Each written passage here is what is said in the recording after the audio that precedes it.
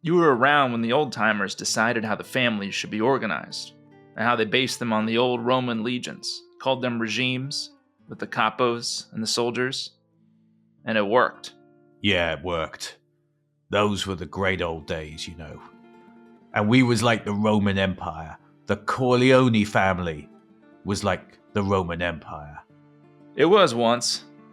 Frankie, when a plot against the emperor failed, the plotters were always given a chance to let their families keep their fortunes. Yeah, but only the rich guys, Tom. The little guys, they got knocked off, and all their estates went to the emperors, unless they went home and they killed themselves. Then nothing happened, and their families were taken care of, Tom. That was a good break. A nice deal.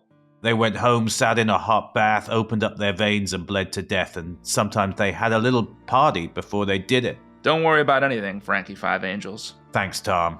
Thanks. See you, Tom. Adio, Frankie. Welcome. The rest is classified.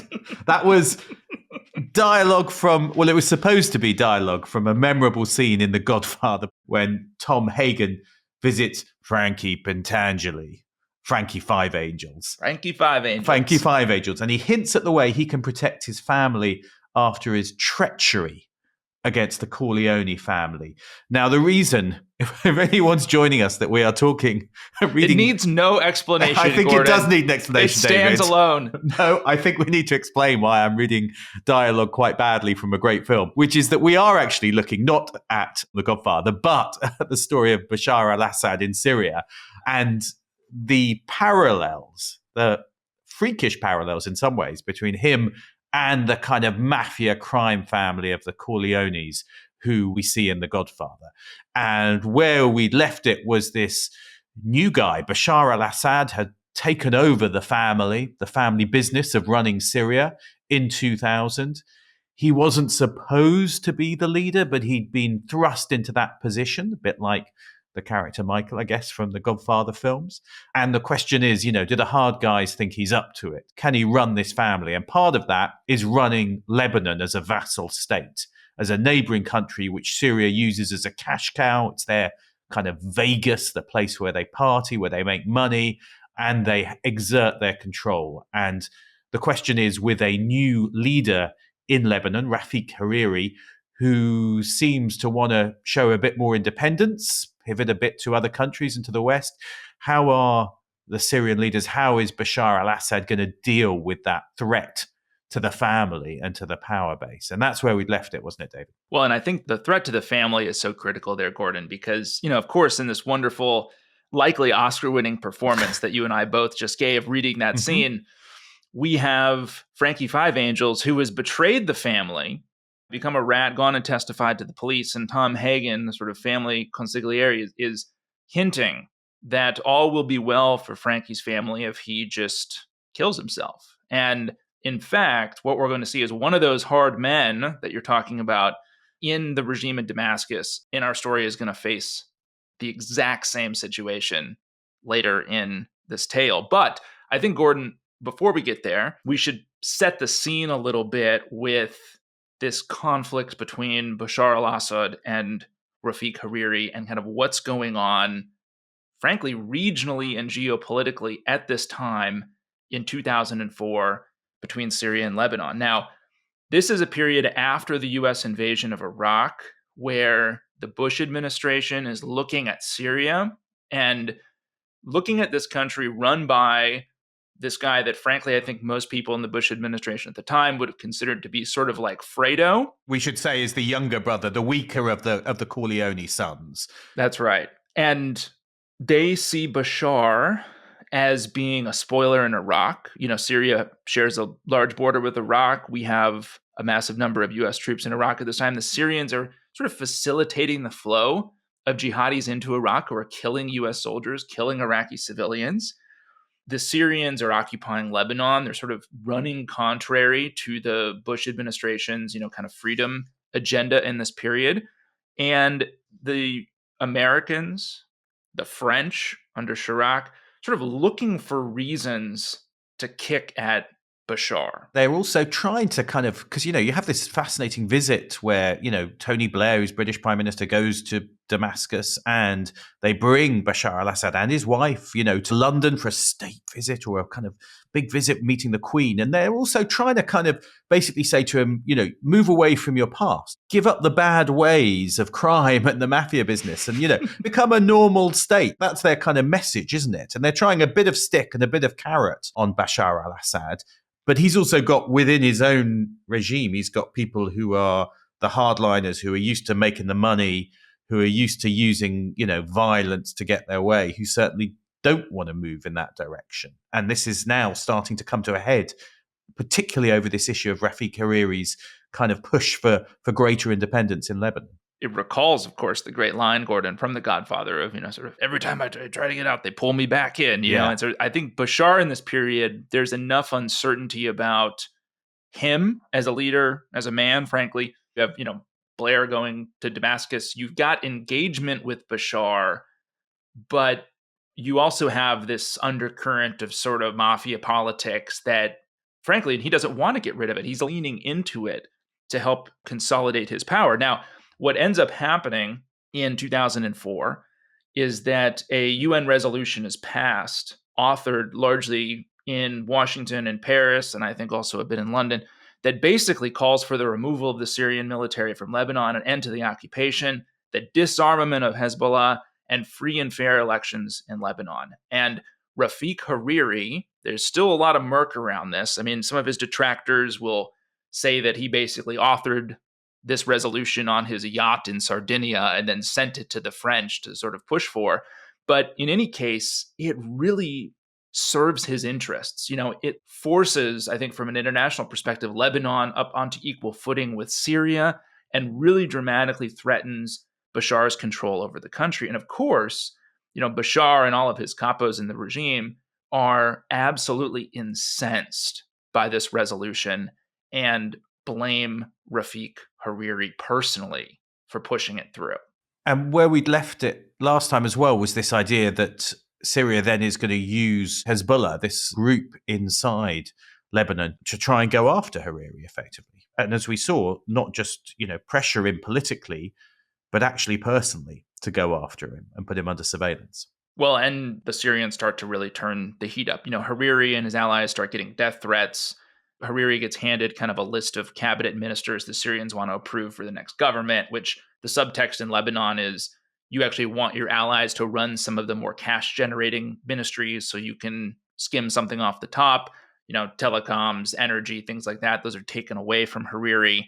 And it honestly makes me think, Gordon, that Hariri, if we're carrying through the sort of Godfather analogies here, that Hariri is Hyman Roth, who is the ultra-wealthy pseudo business partner of Michael in The Godfather Part 2, who attempts to kill Michael or unseat him, and then Michael comes back at him in sort of this spat over money and turf as it relates to gambling and Cuba. So I think Hariri in this analogy is Hyman Roth. And it starts to get very violent, of course, in this turf war. The economy minister in Lebanon, who's a Hariri ally, is nearly killed in a bombing in September of 2004.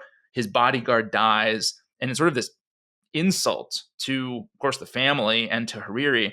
The shredded brain and teeth and tongue are actually handed to the family in an official envelope from the Lebanese security forces. Kind of this message, right, of like, this is what happens when you oppose us. It's the equivalent of the horse's head in your bed. The horse head. The horse head in your bed in the Godfather films, which is the message, we're coming for you. And Bashar's enforcer in Lebanon, this guy who we met in the last episode named Rustam Ghazali, calls, and basically says, it's not worth investigating the bombing. It's probably the work of the Israelis. And so it joins this kind of long list of assassinations in Lebanon that are not investigated.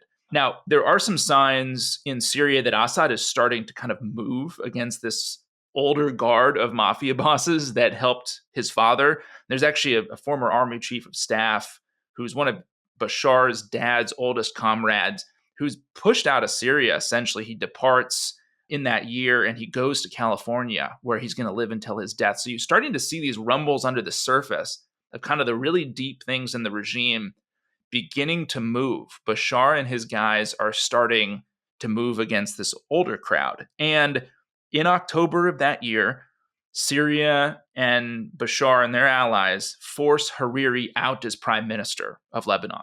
He resigns in October of 2004 and then immediately starts working to build a political coalition to compete in elections the following May. So at this point, do you think that Bashar wanted to kill him? Do you think it is that kind of personal thing? Or do you think he's being pushed into it by other hardliners in the regime who are saying, you need to show you're tough enough or something like that?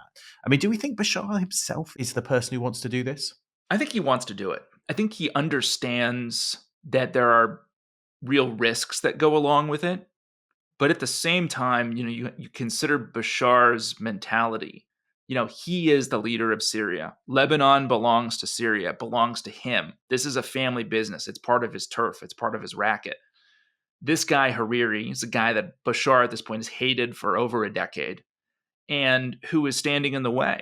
And I think the accounts of Bashar's personality, I think, are a little bit illustrative here because, we described him in the prior episode as he's kind of shy, he's awkward, he's a bit withdrawn. It takes a little while for him to kind of step into, his dictator boots. But I think by this period, you also hear these stories of like Bashar has these flashes of anger, of aggression. He is becoming a more domineering person. There's actually stories of this time in Syria where, Bashar, who I would say had been romantically unsuccessful when he was in his brother's shadow, is starting to become kind of a sex maniac and is starting to sleep with any woman in the Syrian elite who he can, including the wives of sort of business partners and friends and other officials. And I think he's starting to develop this kind of narcissistic, again, I mean, it's a little bit like you see the devolution of Michael Corleone in the Godfather films, where he's going from becoming this kind of, second son who's maybe not going to be able to take over to becoming a ruthless person who will do whatever it takes to survive. And Bashar is sort of exerting his authority in the Syrian system. So I think he understands that killing Hariri would be the last resort, but they're willing to do it. And I think we see in this period of kind of winter of 2004 that what is actually happening in Lebanon is this very threatening coalition of all the different kind of sectarian groups in Lebanon is starting to form. And Hariri is now part of this, where they're pushing for Syria to get out of Lebanon. And so Rustam Ghazali, who is Assad's dome-headed thug enforcer in Lebanon, is sent to meet with Hariri on the 9th of January, 2005. And he is there, I think, in an attempt to sort of shove something down Hariri's throat to see if the Syrians can get this guy to comply. And it sounds like kind of a mundane thing, but Ghazali is there basically to say, you, Hariri, are going to add some pro-Syrian candidates to your parliamentary lists in the upcoming election.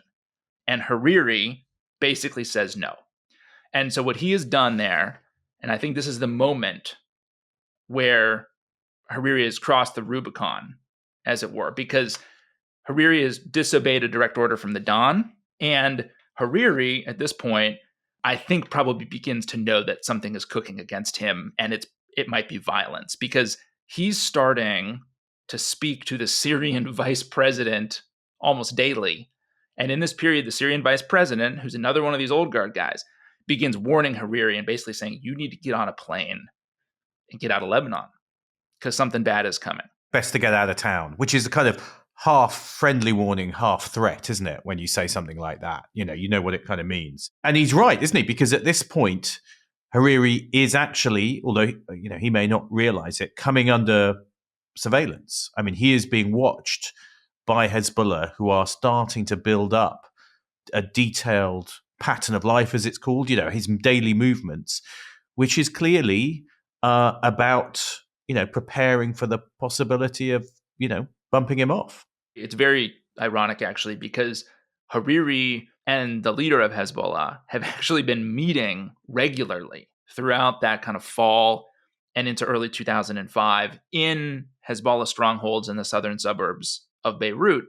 And Hezbollah has been managing the transport and security for these meetings. And what we now know from all of this sort of analysis of telecoms and telecom towers and phones in Beirut is that in this time period, there were multiple Hezbollah surveillance teams following Hariri, and Bashar's enforcer in Lebanon, Rustam Ghazali, had been going to the southern suburbs of Beirut to meet with Hezbollah leadership, probably to plan the killing that is to come.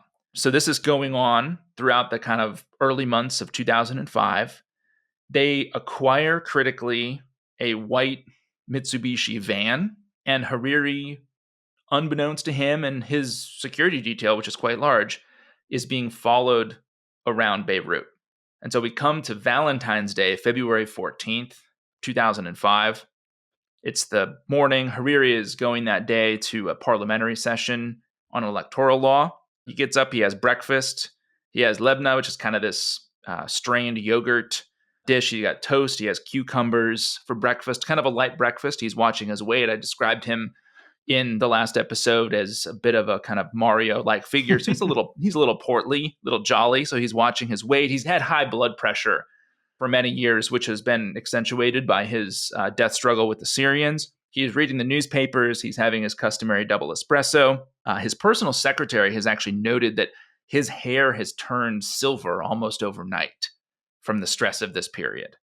Now, by 7:30 in the morning, his security team, which you're imagining, Gordon, a team of like 5 or 6 heavies, it's not that. It's about 100 people across, his residence and sort of his life. They've completed the kind of checks, the daily checks they do for bombs around his vehicles and around his residence. I mean, he drives in a convoy of vehicles, doesn't he? I mean, he is clearly a man who knows his life is at risk.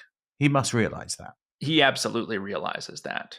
And he's driving an armored Mercedes S600, which is kind of this sort of steel and high-tech fiber bodywork. And he likes to drive it himself, doesn't he? He likes to... He likes to drive it himself. But he's protected. I mean, we should say, he's got this armored car. He's got run-flat tires on it, a self-sealing fuel tank. So if they're shot up or shot at, they can get out of there. He's got 3 convoy protection vehicles. Each are equipped with, at the time, state-of-the-art jammers, the strongest available commercial product for jamming. Which are supposed to stop remote-controlled bombs being set off. So they know that that's a possibility. They know it's a possibility. I mean, we talked about how, the economy minister had a bomb placed in his car months earlier. So, I mean, Hariri knows that something could be coming. So around 10:30 in the morning, that convoy leaves. As you know, Gordon, Hariri's driving. And they go to Parliament for the meetings that Hariri is going to have there during the day. So he has those meetings. It's a few minutes before 1 p.m. Hariri's finished up. He's gone over to this cafe called Café de l'Étoile near the Parliament building. He's met with a couple journalists and politicians, and they're getting ready to go back to Hariri's residence. Now, there are 3 routes back to Hariri's residence, and this is where those months of surveillance are so critical, because there are Hezbollah operatives who absolutely understand that he's got 3 options. And what happens on that day is they take the seaside route kind of along the Corniche in Beirut, because middle of the day, that is going to be, I think it's a little bit longer, kilometer-wise, mileage-wise, but it's going to be faster. So that caravan of cars, that security convoy, head back on the seaside route. If you're Hezbollah, you've got to have spotters all along the route, surely, to know which route he's going to take and then tell someone else. Is that right? That's right. And in fact, there's a Hezbollah operative who is watching this convoy move.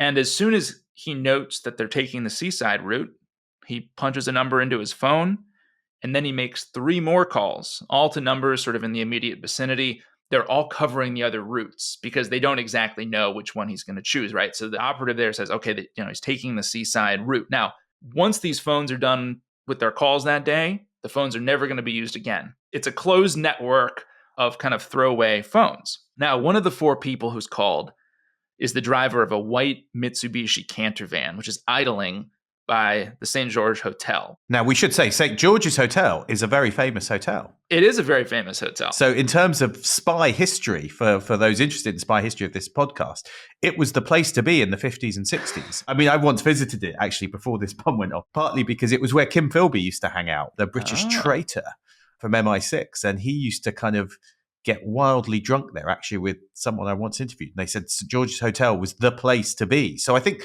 it's quite a famous spot. Well, and it's about to make a little bit more history, because that van is going to sort of inch slowly down the main road, and there's traffic kind of whizzing by. It's going very slowly.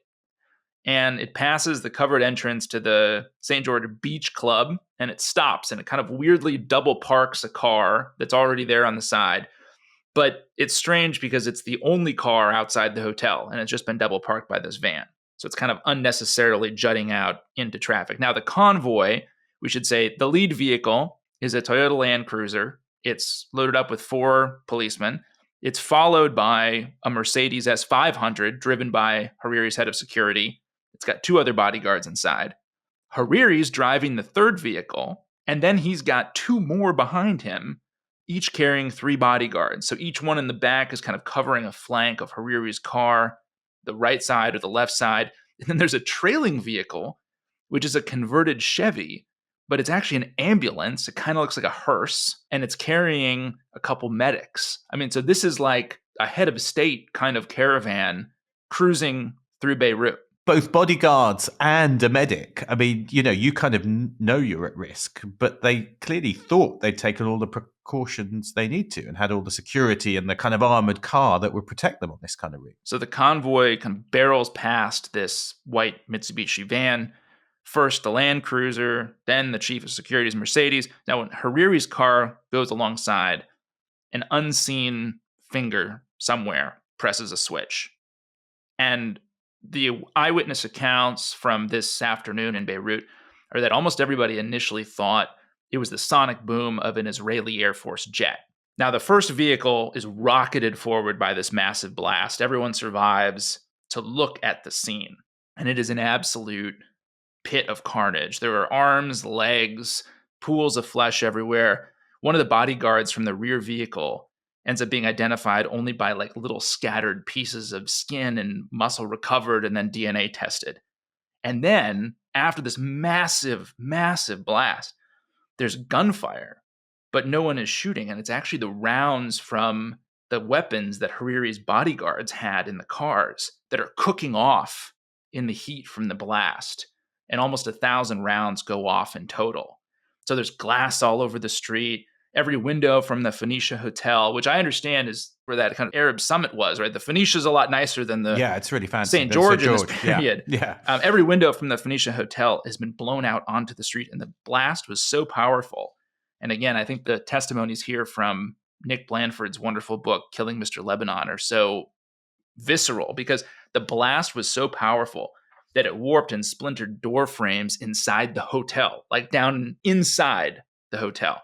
Now, the crater that's left is about 3 meters deep and 10 meters wide. And what investigators will discover later is that the bomb was made of about 1,200 kilograms of plastic explosive and TNT. At the end of the day, there are 23 people dead, 220 wounded. Hariri, one of the dead, ends up being ID'd by his fingernails and little scraps of his tie. And I mean, it must be pretty obvious immediately because of, that history of bad blood, who was behind this, mustn't it, David? Almost nobody thought it was anybody other than the Syrians and Bashar. I mean, the fingers sort of get pointed. And in fact, I mean, there's tremendous fallout from this assassination almost immediately. There's a UN commission that gets spun up to look into it. And there's a very sensational report that comes out almost right away that kind of points the finger at the Syrians. I think the element of this that was a little bit, frankly, unknown at the time and has only come to light over the years was the role of Hezbollah in the killing. I think everyone assumed it was the Syrians. I mean, there had been horns locked between Rafic Hariri and Bashar for years at that point. And the Syrian kind of role in this, I think, was assumed. I think Hezbollah was a little bit more mysterious. But within a couple months of the assassination, there's been a groundswell in Lebanon. I mean, it's kind of this turning point in Lebanese politics where you have massive demonstrations against Syria's occupation. You have a political sort of coalition that had been gelling prior to the assassination, but that is really brought together by it and by the massive amount of international support for Bashar getting out of Lebanon. And so within a few months, the Syrians have done what almost nobody thought was even in the cards, which is they have withdrawn their military from Lebanon after almost 30 years of occupation. And I mean, that is a really counterproductive moment, isn't it? Because this was supposed to be, restoring control for Syria over Lebanon. And instead, it's done the exact opposite. I mean, they've been forced to withdraw. And what does it do, within the power structures of Syria itself and to the kind of house of Assad and to his grip on the kind of mafia state and the family? Well, I think this is the part of it that, frankly, if you read any of the kind of contemporary accounts of Syria and Lebanon or the Hariri assassination, and you go back to 2005 or 2006, and in fact, I was just starting on the Syria account as an analyst in 2006, and I remember reading finished intelligence reports in that time where you kind of had two things going on at once. One was that it was clear that Assad and his capos around him in the regime were under a tremendous amount of pressure, which you could kind of draw a line back to the assassination and say, well, look, you guys had occupied Lebanon for 30 years. You killed this guy, massive groundswell of opposition to your occupation, and then you're out of there. Massive loss, right? They are being squeezed geopolitically and internationally. And yet at the same time, something deep inside the regime has become more assured of itself. And it feels like Assad has eliminated somebody who was a threat to his hold on power, even.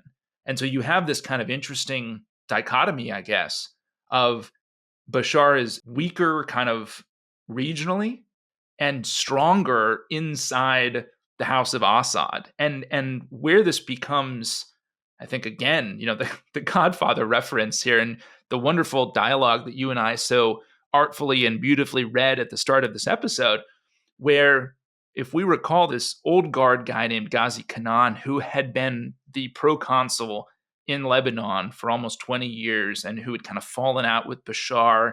He was getting paid off by Hariri, kind of one of Hariri's guys. In the fall of 2005, so just a few months after Hariri is killed, you get these weird rumors that start circulating in Damascus and Beirut that there's like a search on in Washington for a replacement for Bashar. You got this massive international pressure. The Bush administration wants Bashar gone. Maybe they'll draw this person from the army, the intelligence services. You get this strange kind of Damascene rumor mill going. And then on October the 10th, Ghazi Kanan, he tries to arrange a meeting with Bashar, and he doesn't get the meeting. And then on the morning of the 12th, it's a strange thing. Ghazi Kanan reads aloud a statement on a radio station in Lebanon. He goes on this kind of long monologue justifying Syria's role in Lebanon, and it ends very ominously with the statement, "I believe this is the last statement I might make." And that same morning, Kanan spends a few hours out of the office, and Syrian authorities later say, okay, he's at home. But another source has said, he actually went to the French embassy and made a couple calls to this exiled Syrian politician in Paris, unable to reach him, goes back to his office. And after 10 a.m., a gunshot is heard from his office at the Interior Ministry. And an aide goes in, and Ghazi Kanan, who had ruled Lebanon for about 20 years, is lying on the floor having convulsions. There's a 38 caliber bullet lodged in his mouth. And so the assumption is that he has killed himself because he's basically been faced with that choice, which is, this is your way out. And if you don't take the way out, mob style, then maybe your family will pay the price, as we heard in that opening monologue from The Godfather. Is that right? Ghazi Kanan is Frankie Five Angels. He's somebody who had collaborated with Hariri, had grown rich working with Hariri, and who probably never really thought Bashar should have been president or taken over, and who ran afoul of Bashar and his capos. And Bashar had killed Hariri months earlier, kind of killed Ghazi Kanan's patron. And I am sure that somebody was sent from the Assad family to talk to Ghazi Khanun and say, your family, which by the way, his family, they stayed in Syria, your family will be okay if you do what's necessary. Just like Tom Hagen tells Frankie Five Angels that everything will be okay. Go home and open up your wrists in a bath. And just like that, Bashar has, in 2005, gone from this kind of uncertain control over the corridors of power in Damascus to really the unquestioned, consolidated kind of leader of Syria. So as we come to a close, I guess it is worth going back to that kind of Godfather parallel, because of course at the end of the first film, Michael Corleone, who's taken over the family, there's a kind of moment at the christening, isn't there? And then all his enemies, you see them getting bumped off one by one in a coordinated way. And you suddenly realize he has changed. He has become his father in a way. He's moved from the kind of softer figure he might have been at the start to this kind of hard figure who's willing to do what it takes.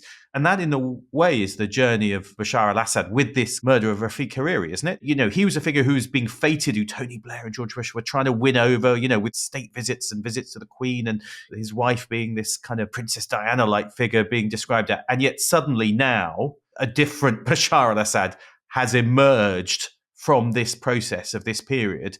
And I guess this is the mafia state that Syria is going to become. Well, and really, I think it shows us that, the mafia politics that we've been talking so much about, which continued up to the very end of Bashar's rule, were, a feature of the system. It's not this bug, right? I mean, even just in the past 5 or so years, Bashar's wife, Asma, who we talked about in the prior episode, Acton girl, daughter of a cardiologist in London.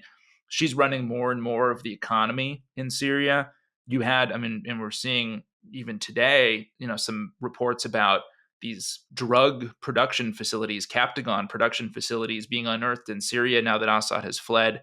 The Syrians were, and we talked about this in the emergency pod that we did last week, that, Syria essentially became a narco state, and all of the cash flow from that was filtering back to Bashar and the people around him. So the mafioso kind of nature of this regime, it is the deep thing that sustained it. You're kind of seeing, I think, Bashar and the people around him realizing, like Michael Corleone did, that the only way to control the family business is through blood. And that takes a line which you can then draw to the kind of hollowing out of the state that we talked about in our emergency podcast, and eventually the decline and fall of the regime just in the last few weeks. It's been very interesting for me as somebody who has spent most of his adult life watching Bashar al-Assad and thinking about the country and the regime that he built, and now he's, sort of lost and abandoned and leaving, Syria in ruins,